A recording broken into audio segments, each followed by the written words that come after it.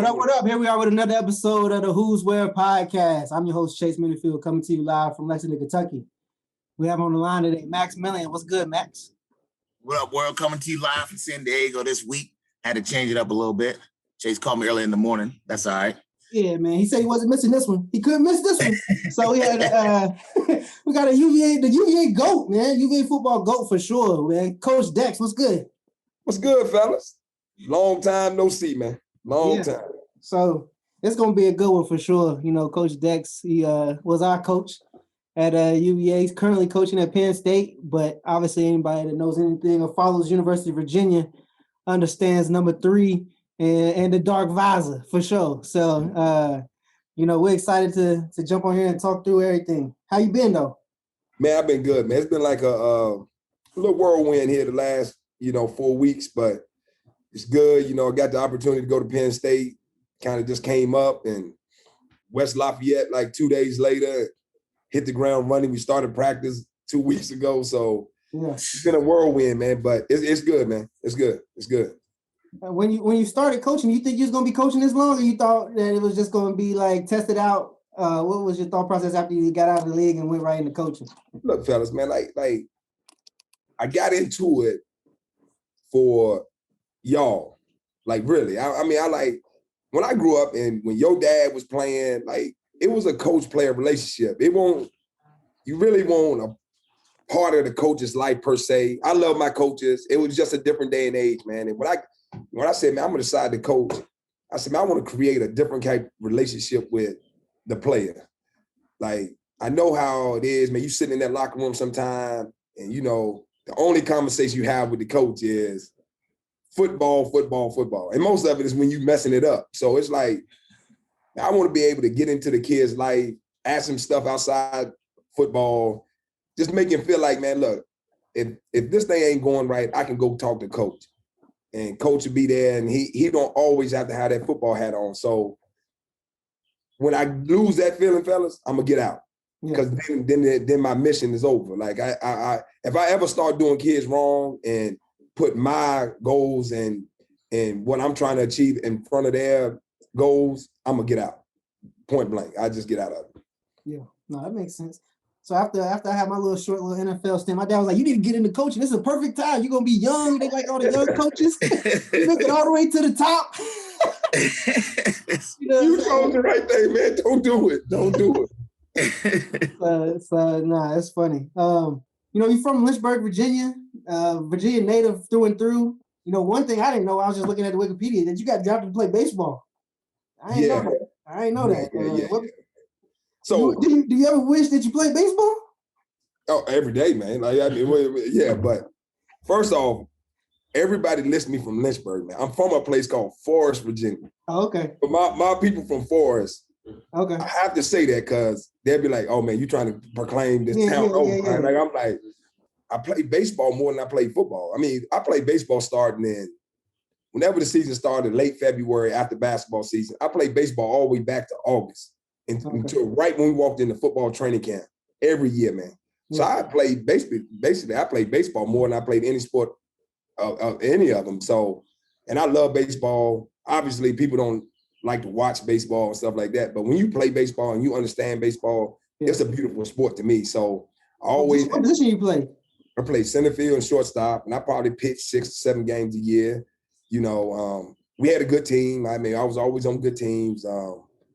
We went to the state. We went to the region. I mean, we always had good teams. And even the summer team I played for a post-American Legion team. We went to the World Series there before I went to college.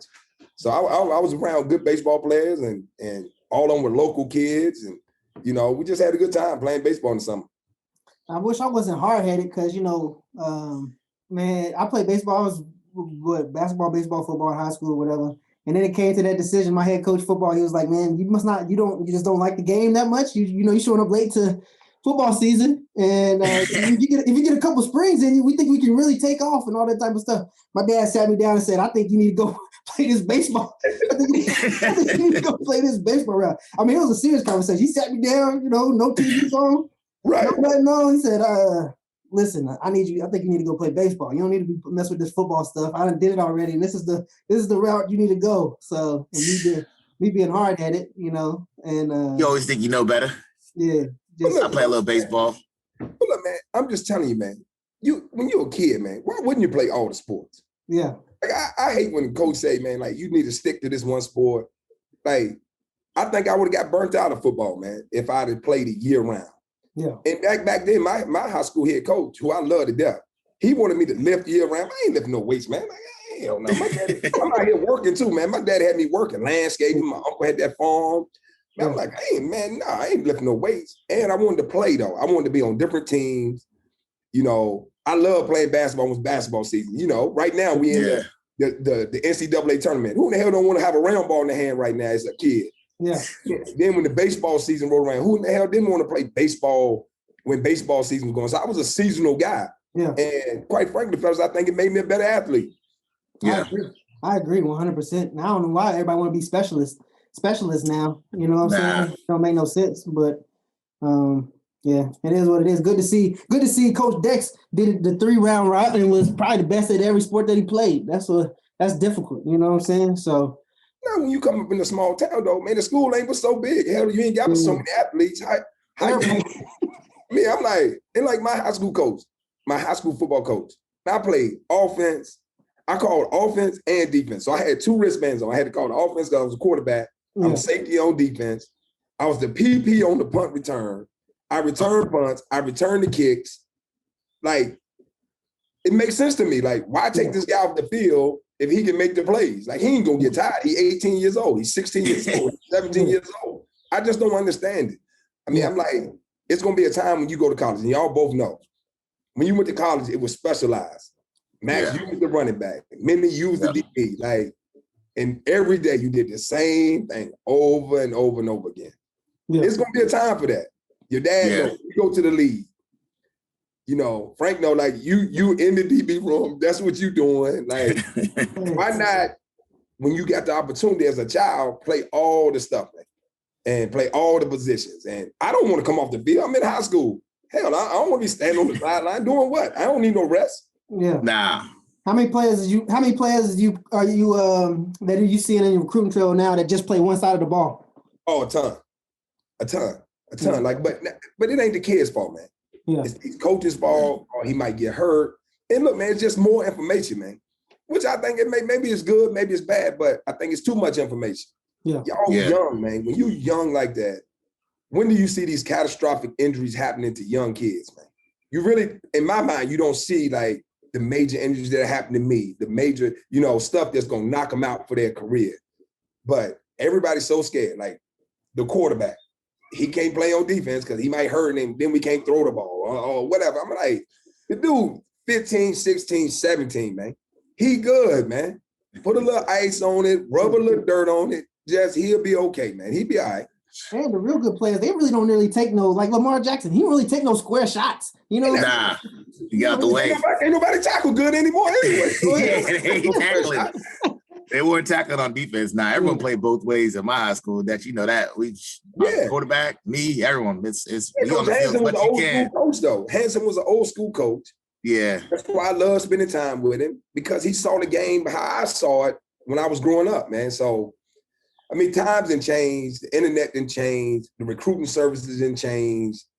Now everybody's parent scrambling around trying to get that $55K a year scholarship so their kid can get school paid for, which I get. I got 3 kids. I'm paying for a lot of the schooling.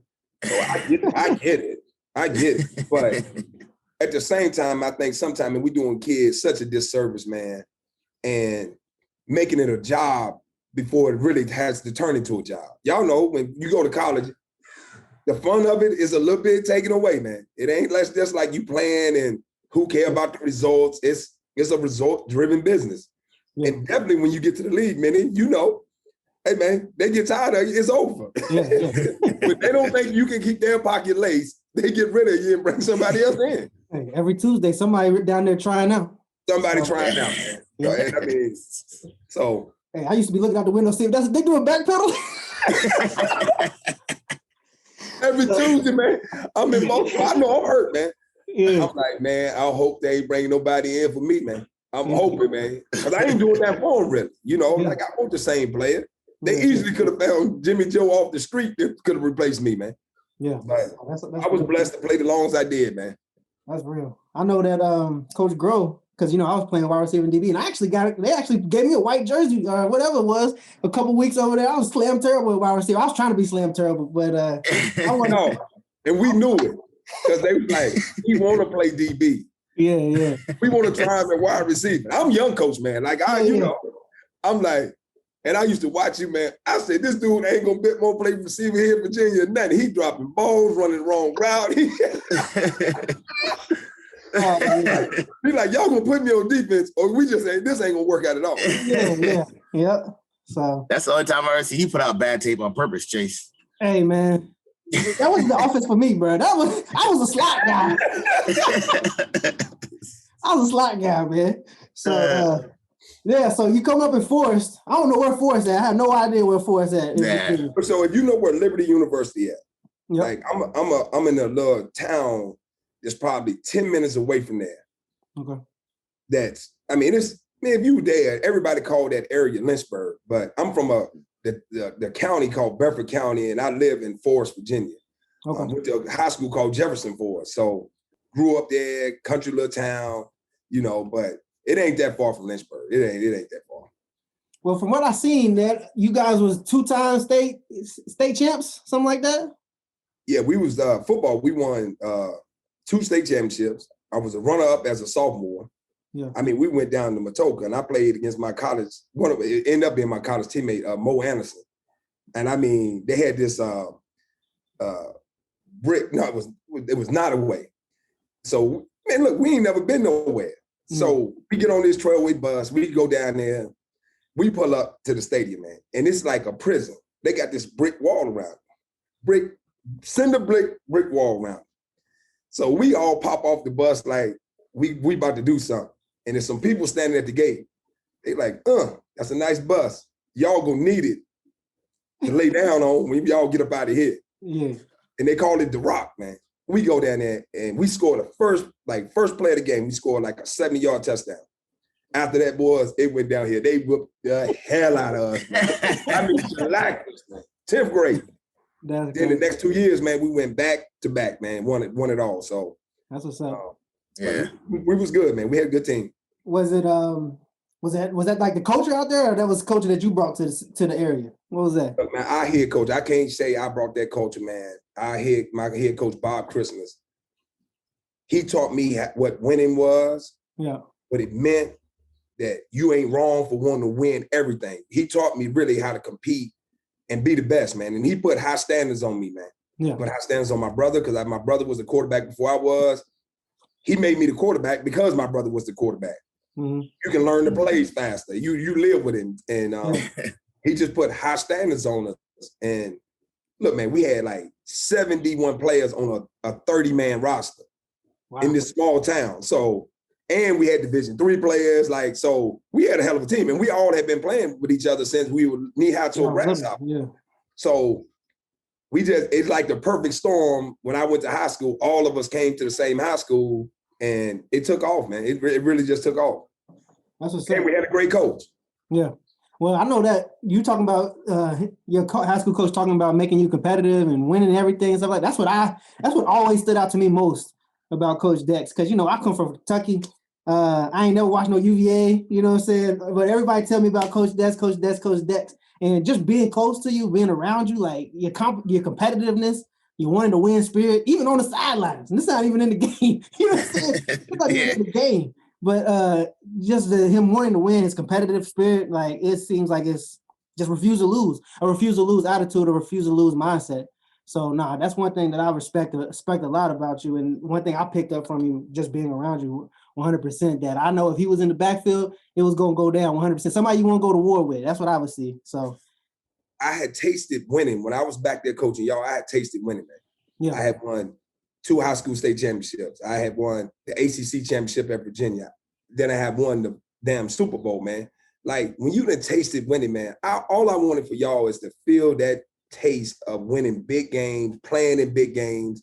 And if I don't bring the energy to you and show you how much passion I have for it and how much passion I have for y'all playing and the respect I have for you, for what y'all doing for me and representing the program I played for, but how the hell we expect y'all to show up with any energy and passion, man? Yeah. You know? And I know, I done tempered down. I'm getting older now, fellas. But I still got it inside me, man. And, you know, I just love seeing y'all succeed, man, and reaching y'all's goals, man. Because it ain't that like standing there and somebody handing you a trophy, man. Yeah. That means something. And look, y'all don't know, but y'all starting to find out now as you're getting older. Like, look, man, your legacy left at Virginia. You know, you look back and you're like, man, we had some good years there. And, you know, blah, blah, man. It's something that gonna carry with you for the rest of your life, man. Yeah. Nah, hey, listen, I watched some tapes and Coach Des running on the sideline just as fast as we was on the field. You know what I'm saying? so one thing I respect. So what made you want to come to University of Virginia? Obviously, you know what I'm saying, you right around the corners and family's close. What was your thought process in deciding to go to University of Virginia? How well was you recruited? Well, unlike y'all, man, like recruitment was so much different, man. It was no internet. So you was getting, like my head coach was sending VHS tapes out. And look, man, I had quite a few offers. I was a parade All American. I'm not a USA Today All American. #1 player in the state of Virginia. But it was still more of a regional recruit, you know, the Penn States, the Virginians, the Virginia Techs, the Carolinas, maybe Clemson at that time, but for me, I already knew I wasn't going that far from home. Man. I'm a mama's boy to the day. And I wanted my mom and dad to be able to come drive to see me. They ain't got no money. So I'm gonna go somewhere way off. I had never flown on an airplane. So that was out. I'm like, I can't go nowhere if you gotta fly. So it really basically came down to Virginia Tech, North Carolina. Mac Brown was actually the head coach at North Carolina at that point. Okay. And Mac Brown had my dad and them sold that this was a great place. So that was the first visit I went on. Second visit I went on was Tennessee. I went to Tennessee on a visit. And I got down there, man. I was like, this is way too big for me, man. Like, I ain't seen nothing like it. I'm like nervous. I'm like, oh my God. And that was only 4 hours away from the home, but it might as well have been 25 hours away from home. It felt like it was that far away. Yeah. So I'm like, nah. So then I end up taking Virginia Tech and Virginia on back-to-back weekends leading up to signing day. And Virginia Tech was the easy choice for me because I had 2 high school teammates that signed there the year before. Most of my high school was going to Virginia Tech. Mm-hmm. It would have been a real comfortable thing for me. And I love my visit there. I love Coach Beamer and his staff. But when I went to Virginia, man, it was just something about it, man. I mean, I had an awesome time on my visit. Me and Shannon Taylor were roommates. And after night 1, so you know how you get there that Friday night, you go eat, then you go out with the boys. Yeah. Night 1, we get back to that boys' head, which I had never been in a hotel like that ever in my life. Me and him look at each other like, dog, we coming here, man. We coming here. And next night was great. Sunday, I drove home. I had to sign on that next Wednesday. Yeah. And I told my folks on the way down the road, I'm going to Virginia, man. And so it was just something special about the place. And I tell people to this day, and I tell my kids, man, it was the best decision I ever made in my life, man. Ever the best decision that I had to make, and I made the right one. Yeah. Well, we can't say that. Nothing wrong about that, but it definitely worked out. How was it when you got to the University of Virginia? Culture shock? What did you study? And how was that academic portion for you? Yeah. It was hard as hell, man. I'm telling you, I was just telling Junior this morning. I said, I walk in the locker room, man. And back then, fellas, they made the freshmen come in 3 days prior to the varsity coming in. You had 3 2-day practices by yourself, just the freshmen. And I mean, they run you like a dog out there. It's like rookie minicamp. Man, look, rookie, right? They got you out there. So then the veterans start trickling in. I'm in the locker room, and we had this old lineman, man. He was going bald. I called home. I said, Mama, I'm up here with grown men. I'm scared, man. I was like, because different than what the kids go through nowadays, you're on Twitter, you know the guys, you've been in camps with the guys. Yeah. I ain't really know nobody. And I'm like, man, these dudes grown men. And Coach Welsh ain't like this bubbly personality neither now. Yeah. So, and I love him. the Lord rest his soul, man. He was great to me, but I mean, he ain't like coming to figure out if you feeling great that day or not. Man, I was scared, man. I was scared damn shitless, man. To be honest with you, I was nervous, but each day it got better and better. And, once we put the pads on, and I knew, I'm like, I got something that some of these dudes want. I don't care about my body. I would run it into anything. Mm-hmm. Now, I couldn't bench but 180 one time. I mean, you're using the same boat then. Look at that. They put the 225 on. They testing us right when we get there. I'm like, don't put that 225 on there. Like, I ain't going nowhere near that. I put that 180 on there. I hit it one time. That second time, I was like, I'm like racket. But once we put the pads on and we start playing a game of football, I'm like, okay, this on. Now, most people don't know, my first week there, my damn cartilage, I had torn my cartilage in high school, and my cartilage flipped up in my knee. So it locked up. I had to have surgery like a weekend. So I rehabbed, I was on the scout team that year. Then I come back spring. I'm doing good in the spring. 2 weeks in, same injury, man. Same injury. So now everybody looking at you like, this dude injury prone, blah, blah, blah, what it's going to be. But I guess I shown the coaches enough, man, that they knew I was going to be a good player. And again, freshman year, I was on all 4 special teams. My redshirt freshman year, I started on all 4 special teams. Mm-hmm. I was kind of like a quasi nickel linebacker, but they ain't call it a nickel. Mm-hmm. And I was the backup safety. I was a backup safety. And I got into the Michigan game, got a sack in the Michigan game. And, back then, man, all the games went on TV. So, man, I got this sack. I'm about to go crazy. I'm like, everybody at home can see me, man. And in the big house, I'm like, oh, yeah, man. But 2 weeks later, Sharper hurts his knee. He gets cartilage torn. Mm-hmm. And they called me up to the office like, man, we're going to start you at outside linebacker. And I never forget Coach Lance said, you going to be good? I was 195 pounds. I said, you saying I'm going to start? Oh, I'm good. Yeah. I'm good. Yeah. And honestly, that's what my career just took off, man. Just took off. So you start off playing 12 tackles, 15 tackles in the 3 starts. So that's what my career took off. I was ready for the opportunity. And y'all know as well as I do, everybody want to play. And then when they get the opportunity, you got to either poop or get off the pot. Yeah. And I was ready mentally. I was ready, man. So that's how I got started. That's what's up. 12, 15, right out the gate. Yeah, right. Look at you put me out there. I'm going to make sure you ain't going to take me back out, bro. Yeah. Nah. So how was school portion of UVA? How was that for you? Was that a different? No, look at man. I tell my kids, man, I was a poor high school student. I was a poor student, really growing up.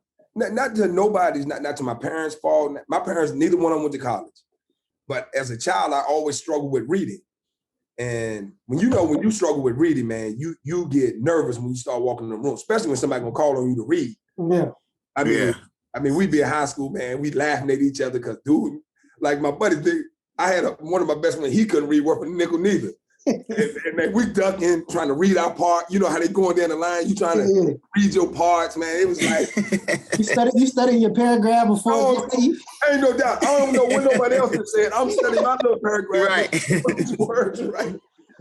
But I get to UVA, and kudos to them, man. And Miss Jarvis, Catherine Jarvis, man, like they knew that I was going to need help there, and they gave me the help, man. And the professors there helped me, supported me, and, I made it through. It won't easy, fellas. I'll tell you that now. It won't easy. That's why I tell kids, man, like, I want a great student, but if you go somewhere with your mind made up that you want to do it and try to succeed, people going to help you. And if you put the work in, you can make it anyway.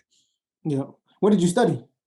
Oh, man, anthropology, man. I everything else is making sense to me. So I'm like, hey, so that's most of the degree. You got like I hear a lot of the older guys. They got Tiki was business, and I ran into another guy. He was engineering. So it seemed like y'all was the older group had bigger degrees. We was all social anthropology, psychology in our group. You know what I'm saying? Partly because, you know, the trends, man. Like back then, man, like you coming in as a freshman, the dudes pass down what you need to take, I mean. So y'all got some remnants of what my group was passing down to the guys before you.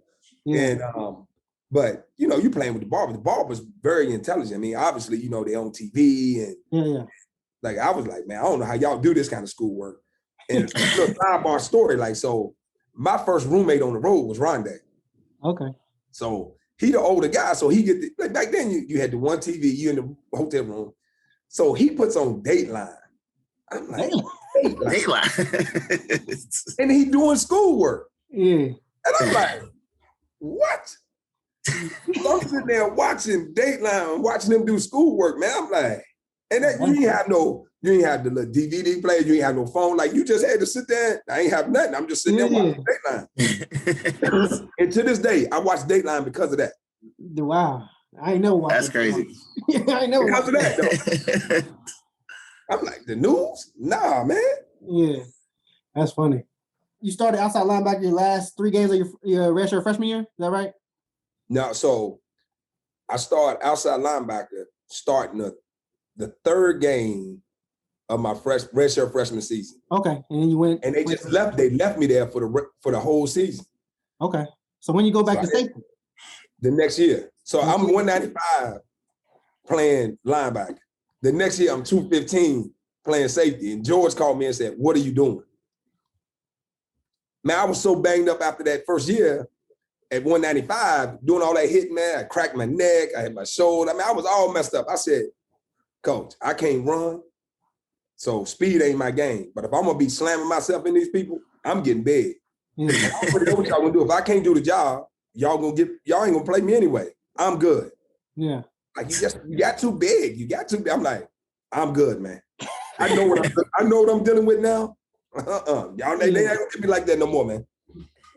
So you got the 215 playing safety. Then you said the record for tackles your second year, huh? Are you sophomore?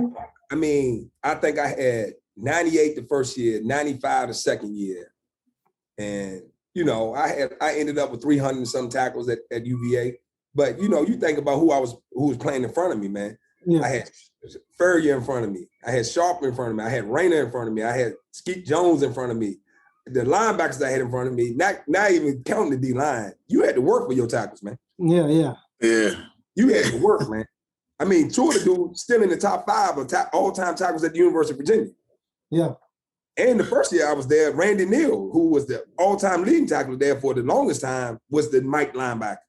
Okay. I mean, you won't just getting free tackles out there. You gotta go get your work. You had to go get it. That's funny. So what's some of the memorable, obviously we know the Florida State play. What's some of the memorable plays or some of the plays that you remember that you feel like some of your best games or best performances? Because, you know, a lot of people, they talk about, for me, they talk about like Miami game. I'm like, that's not one of my favorite games like that personally. But what's kind of the games that you remember while you was playing at the University of Virginia? Man, it's shocking. Everybody talking about this Florida State game. I can't remember the game until I see it. Yeah. I mean, whether it's CTE or whatever the hell it is I got, like, I just remember the night and the electric atmosphere of the game. Yeah. I can't even remember falling into that play, you know, but like the most memorable play I got in my brain is when I blocked the drop at North Carolina. Okay. So I blocked the dude's drop. Like the punters was dropping the ball and I blocked the drop. Before he even hit his foot. That's like the only play I can remember. I'm like, dang, I got a good jump on that one. But I told people, man, you know, I said, the memories I got is just the team, man. Yeah. And how we were just so close, man. And every day was like fun, man. Whether we was playing, practicing, or just hanging out with each other, man. It was such a blessing for me to be at UVA at that time, man. And with the guys. I mean, I was fortunate, fellas. I mean, I played with it got to be over 100 guys that went to the league, man. Yeah. They had some kind of stint in the league in my 5 years there. It was unbelievable. And I played with great players, but they were all great guys, man. All great guys. So, you know, you're All-American at University of Virginia multiple times. You had a chance to leave. What was that process like? And what was your decision to come back for? What made you make that decision? Look, most people think, you know, like I grew up and my folks didn't have no money, man. So I get in the car, I drive down to see my mom and dad. I'm going to tell them that I'm coming out, right? My dad looks at me and say, because I'm telling him I want to do this for y'all, I want to do that for you. He said, listen here, boy, I take care of your mom. I married her, that's my wife. I take care of your mom.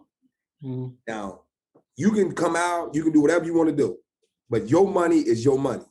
We don't have our hand out. You don't need to give us nothing. If you want to give us something, it's just because you want to give it to us. I'm not looking for your handout.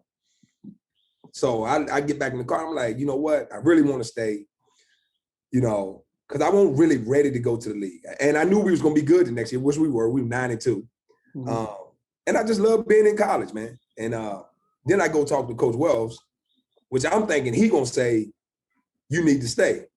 And this is where I gained so much respect for him. And I told people this at his memorial, when I spoke at his memorial. I said, when I walked into his office, and I said, Coach, I want to come back and play for you. He said, you need to do what's best for you and your family. I didn't realize you was rated this high, but it's time. If you're ready to go, it's time. And he said he didn't realize you was rated this high? He didn't. At that, I mean, you know, like, it won't like all over social media. Like, you had to put in for your grade. Okay. And they would, the NFL would send you back your grade, and then back then it was based on could you get insurance and you know, and the grade came back high. Yeah. And I just like, you know what? I want to come back. I know we're gonna be good, and I want to put the stamp on that I'm the best safety in the country. Yeah. Because at my junior year, it was about 4 of us clumped together. Donovan Darius. It was a kid out at UCLA. It was a guy up in Syracuse. It was like 4 of us that was all clumped together. Like, you was picking straws on who was going to be the best one. Yeah. And I'm like, you know, if I come back, they all leaving. I know I can be the best one then. And, you know, I came back, and it was partly because of what the university was to me. It was really mainly because of the teammates and the coaching staff I was playing for. And I was just having a good time there, man. Yeah. And my dad relieved a lot of the pressure of, you know, when your folks ain't dependent on that, man, and ain't looking at you for a handout, it eased a lot of your pain. Like, I had put that pressure on myself, not knowing my dad he won't worry about none of that. Yeah. And so it was a combination of all that stuff. And I mean, look, man, I know it didn't work out the way most people think it should have worked out, but I think God had a plan for me, and it worked out just how it should have worked out. Yeah. Because I think I might, look, obviously, if I had got all that money, something would have went wrong, fellas. God has seen it. He's like, this boy gonna be a fool out here, man. Like, we need to, no. Let him build it and earn it, and, you know, whatever. But I mean, I wouldn't change none of it. Yeah. Change not one thing. So going into your senior year, made a decision to come back. You're already a 2-time All American. There's not really much else you can, you know what I'm saying, you versus Virginia. The only thing you can really do now is win a championship. And you know, there's not much you can do individually. Your individual accolades, you know, the only thing you do is be #1 pick of the draft and win a national championship. So those are really your 2 goals, right? And then you know, you get hurt. So do you remember what happened in that play? Because when I got hurt multiple times, I was just like, I don't like watching it. I kind of like if I did this different, would it turn out different type situation? Do you have any memories of that play where you got hurt? I know what happened. So we playing NC State.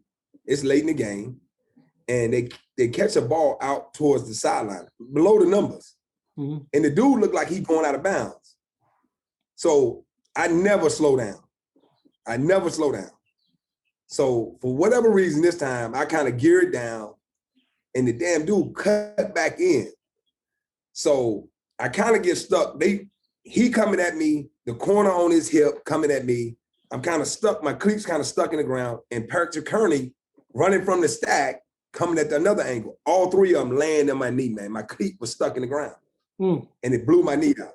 But I tell all the kids I coach, I said, here go my claim to fame. All the plays, all the other stuff.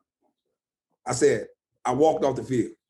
Walked off. I got up, and I told my mom, when I first started playing football, I'd never lay on the ground, because I knew she would cry and didn't know what was wrong. I stood up, and I walked off, man. And my knee was like wagging in the wind. And it felt like somebody had struck a match and poured gasoline on my knee. It was burning, man. It was burning.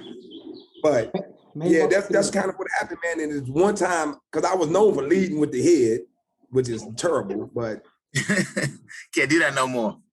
Can't do that no more. But I kind of let up just a second, man, and I got trapped, man. And, you know, like I say, man, it's a violent sport. Y'all know it as well as I do. And things happen. But what I didn't have was any regret. I didn't have regret, like I didn't give it my all. I didn't have regrets, like I wish I could do this over again. So I was at peace with it, man. You know, it took probably a month or two to get at peace with it, but I came to peace with it, man. I really did. When did you really get to the point where you realize it's gonna be a long recovery? Like, you know, you really gotta. Did you have any other injuries previously? Well, you had the surgery a little bit with the cartilage or whatever. So I all had meniscus. I had a labrum. Yeah. You know, nothing major though. I hadn't really never had nothing major. I had cracked my ribs before. You know, nothing major. But when I went into that training room, because I had to stay in the hospital a week, man. They had to redo my whole knee, 3 ligaments, hamstring to the bone. I get in that training room, man, and they push it on my knee like day one, and my mama was there. And fellas, my mouth. Y'all know my mouth ain't that great anyway. You know I got bad mouth. I'm in there cussing them people out, man. I'm throwing stuff, man. And she had to walk out, man. She was like, and I'm thinking to myself, man, this is going to be a long road, man. Yeah. It's going to be a long road. But, you know, again, man, the support system I had around me, the people that was there, my teammates, they made it a lot easier. And, you know, it was hard. It was hard. But, you know, again, I was at a basketball game. I was probably like a month or so out of the surgery. And I'm sitting up there in the old U-Haul. I was sitting up like on the first, like top of the first little bowl area. And a man with no legs come up on his hands up the steps and told me, I feel so terrible for what happened to you. And at that moment, I said to myself, I got nothing to be sad about. If this man can come up here on his hands, he had no legs, and tell me he feels sorry for me, I'm like, I got a problem if I'm going to sulk and I'm going to be able to walk again. I might not be this great player again, but I'll be able to walk and have a normal life. And this man took the time to come up and tell me that. It impacted me, man. It really did. So you're going down this road of recovery. Do you hire an agent? Like what is the NFL bubble looking like? How are they treating you? Are they, you know what I'm saying, is things going downhill from people, everybody talking to you, everybody want to do business with you, or is things pretty much the same before the draft and everything, just like the recruitment of you as an agent? No. I signed with Jim Steiner, who at that time had Jerry Rice. He was a big time agent. Yeah. The guy I was dealing with from his company was named Ben Dogra, who stood by me 100% the whole time, man. They didn't back off of me. They signed me. They sent me to California to try to rehab my knee with the same lady that brought Jerry Rice back in 6 months. They put me up. They did everything possible to give me a chance. Yeah. And, you know, with the damage done to the knee, man, back then, the medicine got and advanced so much further. Like, that was the first time Doc McHugh had ever done a knee like that. And you imagine that now. Doc McHugh been doctoring. He studied for 3 weeks on what to do. Yeah. He brought in 2 doctors from Florida. You know, my surgery room, when I had this operation, it looked like it was 50 people in there. Because people hadn't seen this injury. Yeah. Everybody wanted to see what it was going to do, blah, blah, blah. But no, the agents, my agent was great. I still have a relationship with him to this day. They didn't treat me no different. You know, all the teams talked to me. I went to the combine twice because they have a recheck at the combine. I couldn't do nothing in either one. Yeah. And I basically couldn't walk. And kudos to Art Modell, who drafted me. He called me in the 7th round, Art Modell. So I know people got their own feelings about it. Your dad might have some kind of feeling about it, you know, because he moved the team, whatever. This man was so good to me, man. He called me on the phone and said, "You my pick." And every day I was in Baltimore and he came to the building, he sought me out to see how I was doing. So, I mean, my experience with the NFL and how it all went down, it couldn't have been no better. Did you already have an idea of what was going to go down in the draft? Did you think it was going to get drafted? Or what was your thought process leading into the draft? Look, man, you always fool yourself. Like, I saw the first safety was going that I saw picked, and I'm like, are y'all kidding me, man? Yeah. Are y'all kidding? Like, no discredit to him. Yeah. But, and then you just starting to watch these rounds go by. Then reality starting to set in, man. You damaged goods, man. These dudes ain't doing you no favor. Like, yeah, it's a business. They're not gonna spend money on a guy that they don't think can end up playing. Yeah. And you go through, back then it was 2 days. So you go through the first 4 rounds, you ain't get picked. I'm sad, dog. I'm sitting in my house, man. I'm sad, dog. Yeah. Then the next day, you go 5th round, 6th round. And I'm starting to think now, I ain't gonna even get drafted. All my life's work gone on one play. Mm-hmm. And I end up, when Art Modell called me, man, I was so happy, man. I couldn't tell you, man. And just to have the opportunity to say you got drafted, and obviously you're disappointed that you didn't go in the round you thought you was gonna go in, but it is what it is, man. Like it taught you, it humble you, it really make you think about, cherishing every moment, don't take nothing for granted, all that kind of stuff. And again, man, I've been blessed to have a good support network, man. My mom and dad was standing there right beside me my whole time, man. And you know how the draft thing is. You got all your family there, and it's, but don't nobody know the pressure you under. Like, it ain't like recruiting where you telling the people where you want to go. It's somebody trying to pick you. So, I always had a supportive family, and all I needed was a chance, man, and I got the chance. So, tell you what, I watched all them picks. I watched all them picks, boy. Hey, it just sucks that you say you watching all these picks, and you people that you got played your entire 4 years at UVA. That's just crazy. You know what I'm saying? It's crazy, man. It's crazy, and that's like, people don't know, man. Like, it's a stressful time, man. You watching them picks go, and back then they had a lot longer time frame to pick them. Yeah, man, it was a long 2 days, man.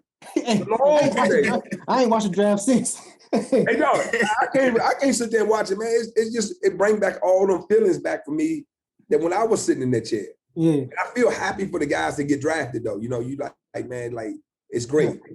But I'm with you, man. Like, it's hard to watch that thing, man. Yeah, I can't do it. And it was 3 days for me, so you got 2 days. Nah. They basically, you sold to Baltimore, and you still rehabbing, right? So how do you feel like how long was your recovery, and when do you feel like you got to the point where you was like, all right, because I was hurt coming into the Redskins, and my dad already done did this before. He's like, hey, until you don't go put no bad tape out there. Don't put no bad tape out there, man. Don't go put no bad tape out there. So, until you say you 100%, you ready to go check the NFL wide receiver, you don't need to go out there on that space. So when do you feel like you was back to a place where you could play and compete at the NFL? How long was that recovery process like in a time frame? I'm still recovering. Recovering. Look, man, I won't speed on my game to start off with. So when you lose a little bit of the movement down low, man, and but kudos to them, man. This is what they did. They rehabbed me, and that they knew it was going to be a year rehab. I get almost ready to go it was about 5 or 6 games left in the first season. They activate me. Like, I'm like, they activate. Got me my 3 games that sort of count as a vested year. Yeah. And they IR me. Oh, that's what's up. Then that next year, I still want the same player, man, and they tweaked how I practice, only one practice on, a practice off. They did all the stuff I needed to get me to the game. And I was basically a special teams player and played on some short yardage. And then, I played in 2 of the playoff games. I didn't play in the Super Bowl. I dressed for the Super Bowl. I didn't play in the Super Bowl. But, I mean, they did all they could to say, hey, man, we're going to give a guy the best opportunity to perform if he can perform. Yeah. And, after that Super Bowl year, they end up cutting me, which I understood. I mean, you don't understand, but I got it. Yeah. Then I go to Cleveland, and I make it all the way through the last cut at Cleveland. And then like somebody came on the waiver wire and they let me go. But I'm at Cleveland, and this where, you know, it kind of hit home for me. The GM at the time was Clark. And he was like, man, because I made this play. Like I could flash every now and again and make a play like, oh man, I made this pick. And he was like, man, if it wasn't for that injury. Yeah. You think to yourself like, man, I'm like, yeah, if it wasn't for this injury. But I could only do that 1 out of every 25 plays, you know what I'm saying? Where I could muster it up.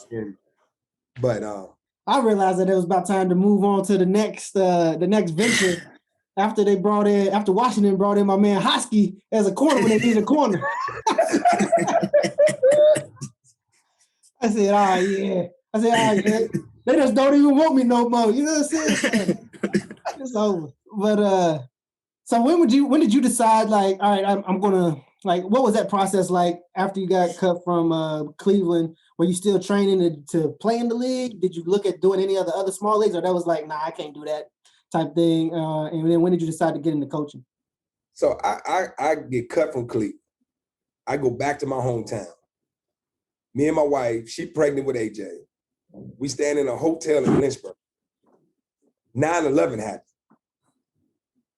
So I'm like, you know what? While I'm waiting around, while I'm trying to figure out what I'm going to do, I went to my high school and started volunteer coaching. I'm on the high school bus. I'm riding to the game. I'm just helping coach out.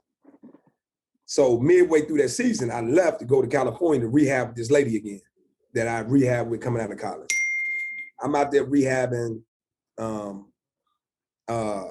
I'm talking to him. I'm doing, you know, I'm out there rehabbing. And I keep having these shooting pains down my back, my leg numb. So I trained for about 5 months. I go to the doctor. They say, you got a bulging disc in your back. You got a bulging disc in your back. And I'm like, you know what? It's about time for me to check it in, man. And I had already talked to Al Golden and the boys back in Virginia. They was like, Coach Grove looking for dudes that played here that want a GA. Yeah. So I was like, Coach, Coach Grove, can you give me a month? I need a month to figure out what this going on with my back. And once they told me I had a bulging disc, I said, you know what? I'm gonna retire and I'm gonna go back and try to coach at Virginia. And that's how I was like, I just had enough, man. Yeah. I had enough of it. And during that time though, I had 4 trials. Okay. I went to Denver. I went to Carolina. I went to Buffalo. And I went to Detroit. I got up at 4 a.m. to do my physical. 6 a.m, I'm getting ready to go into the office and do this physical. I'm sitting in the front office and the dude walked out and said, man, we can't let you work out. You failed the physical. I said, you know what? I'm good. You know. So it was one of them deals, man. Well, that's good because, you know, you see a lot of these players, and we talk to them a lot, it's basically like, and I was in that space a little bit, but they get caught in years and years, 2-3 years of not knowing what's next. And they just spinning their wheels. They trying out here, they trying out there, they working out all day, they're not really making no money. They living off what they made, but necessarily they're not going in the next direction. So, you know, you being able to make that decision, I see that, you know, you just basically fed up with what it was, you know, with what was happening with you, and your body wasn't giving you what you wanted to. So yeah, and look, man, it's hard, man, as an athlete to say, man, it's over. Yeah. And I tell kids this all the time. I mean, if you healthy, I get it, keep chasing. But at this point, man, I knew I had tapped out the rehab. It won't get no better, man. And age catching up with you, and it's just a lot of stuff that, like, and I got tired. I'll be honest with you, man, I got tired, man. Working out 8 hours a day and rehabbing and stuff like that. It's like, I need to move forward, man, and I got a family. I can't keep chasing this dream around and put my family at risk, man. Yeah. So I made the right move at the exact right time. If I had waited another year, who knows where I would have been at in coaching. Mm-hmm. I had an opportunity to present itself to go back home and start my coaching career, and it was the best decision I made there, you know. Yeah. So you come back to UVA, coaching, begin your coaching journey, and just tell us about that. How's coaching journey been? Obviously, you told us why you like to coach, but is it what you expected? Is it more than you expected? Is it less than you expected? Like, what have you run into as a coach that we may not know? Coaching been great, man. I mean, I've been I've been so blessed, man, to be around. Like Al Grove, man, been so good to me, man. He taught me how to coach. Fellas, I go back coaching y'all, man. I coached the running backs as my first full-time job. Y'all know I hadn't played running back since Little League. Yeah. So this man give me this job and say, I'm gonna teach you. Look here. I'm gonna teach you what to do, X and O wise. Yeah. He said, all I want you to do is put your personality on these kids. I want you to put your personality, your work ethic on them. Yeah. I'll teach you all the rest. He didn't micromanage me. He let me grow. He guided me in ways where, you know, like some dudes been, oh man, what the hell do you? He just he treated me like I was his own son. Yeah. And to this day, any move I make, he one of the first calls I make. Coach, what do you think? I talked to him just the other day, man. Like, I have so much respect and love for Coach, man, that I don't care what nobody else saying about him, whatever they want to say about him. For me, I'm in this seat because of what he gave me and the opportunity he gave me.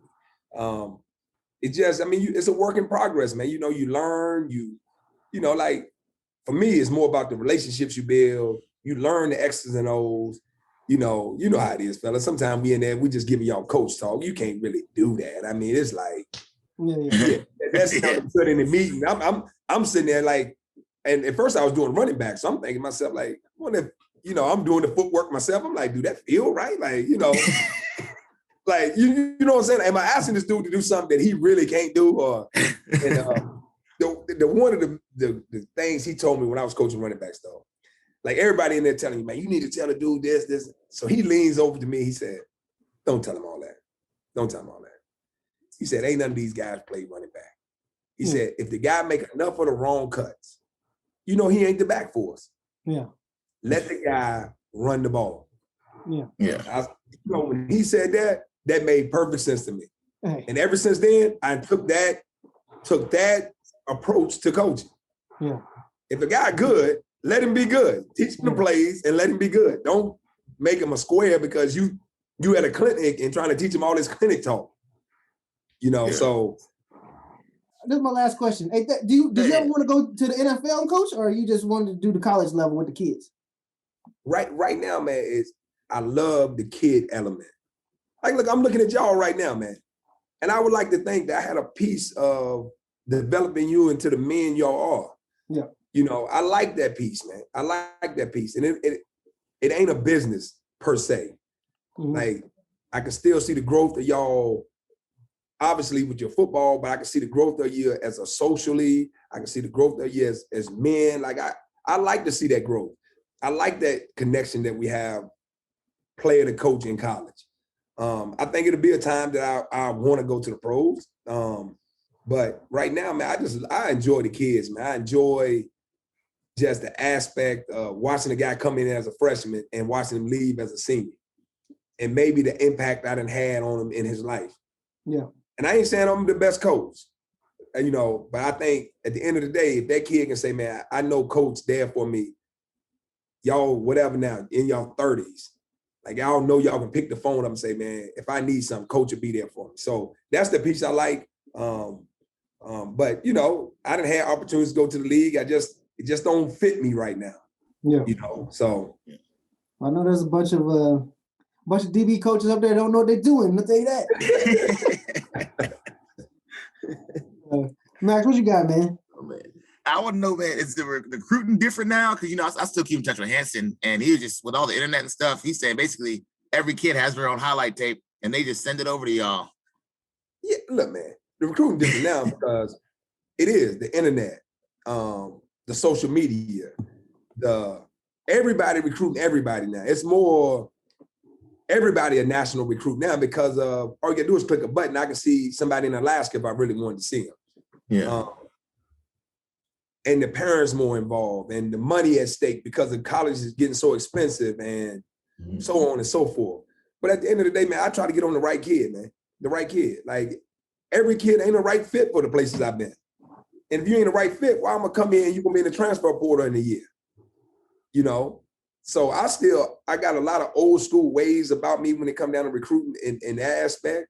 I tell kids, man, you picking a school off who sent you the best graphic. How dumb is that, man? Yeah. How damn dumb is that? You think because they got a damn creative artist that can put your little face into a graphic and you think it's gonna be all peaches and cream? That's a dumbass reason to pick a school. Or them taking pictures on the visit. Yeah, but it's more so the piece I get now is more so to pump their own self up and brand their own self. Which I mean, look, man, I gotta get out of the stage of that I'm 44 and I didn't grow up in that era. I got kids though, so I get it. Yeah. But at the end of the day, man, you need to find a place that best fits you so you can get all your goals out of the school. Don't say I want to come, I love education, and you really don't love education. So you should go to a school that don't put that much emphasis on education. You know, I mean, look, it's all good. Like, be truthful to yourself. Yeah. Be truthful to the people you talking to, you know. So don't nobody really want to work no more neither though. You know, they want everything got to be given. You know, and it's partly the coaches, the way we recruit them, and you know, like everybody assume that like you recruit them, you're gonna come in and start as a freshman. Like you do know if you didn't come in, there's people on the roster, right? Like, yeah, it's guys here that's working to try to win the job too. Yeah. You know, and why would if I tell you something in recruiting, you gotta assume that I'm telling the next dude the same thing the next year. You know, like, oh, you the best at slice break. Like, hold up, man, hold up. Hey, this is a question just came in my head. Who was the backup outside linebacker that you got put in front of? Huh? Who's the backup outside linebacker that you got put in front of from safety? I've been hot. I've been hot, bro. Hey, look, man. I'm telling you, that spring before I got hurt the second time, they was messing around with, because we never ran nickel. Yeah, but they wanted to put a more athletic kind of guy in there. Okay. So I kind of like flashed to him. So I don't really know, but yeah, it's kind of probably was. Hey, man.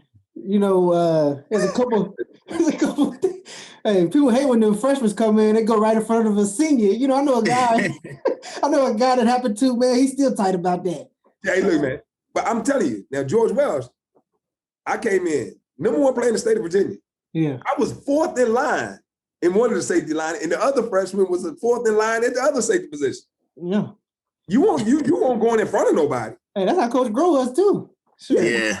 You earn your way up the peg though. But he taught me something though, man. Yeah. Like you earn your way up the peg. Guys here working. Now, if you just better, the guy gonna see it and they'll know. And it'll be your time to play. But if you're not, just because based on what you did in high school, how you gonna come in and be the starter? Like that don't even make sense. I want Reddy to be the starter. Yeah. Do you feel that you've had to change your coaching or ever will? Just, you know, nowadays the spotlight's on, like, you can't really coach how the old school coach used to be. You know what I'm saying? When I first came to Virginia, that was the first time I never got cussed out. I mean, Dex, you done been in my high school. Hanson he let me do whatever I wanted to do. So it was like, but with you, I always felt like it was, man, you don't want to let Coach Dex down, man. And when you came with that passion, it was really like you were trying to coach us to make us better. But, you know, nowadays a lot of parents don't see it like that. Do you ever feel like you might have changed your ways or you've had to tone it down a little bit? No, because look, man, I'm never, and y'all know me, man, I'm never going to attack you as a person. I attack your action, and I attack, because y'all telling me what you want out of it. I want to start, coach. I want to be great, coach. Like, don't tell me that if you don't want me to coach you like that. Yeah. So what I do is I ask all the kids, man, what do you want out of this? What do you want me to give you? And I give them exactly what they want. And, you know, most of them, I want to be great, coach. Okay, I'm a coach to be great. But I think the piece I've always been able to do is I never carry it off the field. Like, once we lead the lines, look, man, we lead the lines. I'm a coach in the meeting, but I'm not going to try to demean you. Look, I know it, man. I've been there. Like, it's hard, man. Like, you trying to do the best for the coach, and sometimes it just ain't good enough. But at the same time, I think a lot of coaches nowadays forget that they used to be y'all's age. And everybody thought they was All American right away. Like, it's still a development period, man. Y'all, you come there, you 17, 18 years old, man. Like, you ain't ready to be great right yet. I mean, some guys are, but you still gonna make mistakes, and we just got to coach you through it. But I think it's all about building a relationship with the kid, dog. Like, I got pushing Minnie's buttons gonna be different than pushing Max buttons. And me as the coach need to learn that. I can't coach y'all all the same. I can teach y'all all the same stuff, but I mean, I was at Purdue. I had a safety that I was yelling at as soon as I got there. He got worse as I yelled at him. So I had to self-evaluate. So then I just started talking to him. Like, hey, man, you see, and the kid got better and better and better and better. Ended up starting for 3 years for me there. Because I had to change how I was talking to him. Then I had another one that I had to ask Rip constantly to get him to do anything. He needed it. He wanted it. He didn't understand it no other way. So I think you learn the kid and learn what they need, and then you coach them accordingly. Not that you coaching them different, but look, what good does it do if I'm yelling at you and I'm not getting the result that everybody wants? You playing great, you feeling good about yourself, you helping the team win, but I'm just gonna be, I am who I am. You know what I'm saying? It's like, as if you don't know who I am. A few things will change, man. My passion for the game, my passion for you, my passion to win, and and I'm gonna always respect you. I'm not gonna call you something outside your name, man. You don't deserve that. I don't want nobody call my son outside their name. But I want him to coach him. I want him to coach him to try to get the best out of him. How is it with raising the kids, the family? I mean, obviously we've seen little Dex coming up through there, AJ. We've seen Chloe all the time. Like, how was it, obviously this so demanding time recruiting, different cities, different places, all those different type of things. How was that? And also, being dad back home, how was that affected? It's a balancing act. And early on in my career, fellas, I gotta be honest with you, I didn't have a good balancing act. You're trying to get in, you're trying to do a good job, the hours and stuff, but it all starts with who you marry, man. My wife was on board with it. Mm-hmm. And my wife did a great job of making sure the kids were accessible, bringing them to me when it was time to bring them to me, making sure I stayed intact with all their stuff. Kim just did a great job with that, man. And, it was a learning experience for both of us, man. When I first married her, I was playing in the league. Yeah. I was at home all the time. Yeah. And I mean, within a year, I went at home none. She got 2 little babies running around luckily we was back near my parents, and then her parents eventually moved to Charlottesville. So we had a good support network there, but it's hard, man. But at the end of the day, man, I got one family. So when everybody gets tired of me and say I can't coach, which y'all know it's gonna happen, like they'll say I can't coach worth a nickel, they gonna be the ones standing there still loving me for who I am. Yeah. So I don't ever forget that. And I want to do a good job for people, but my family come first, man. They come first, and I always try to keep that aspect and that clarity. And my wife do a great job of helping me keep that, man.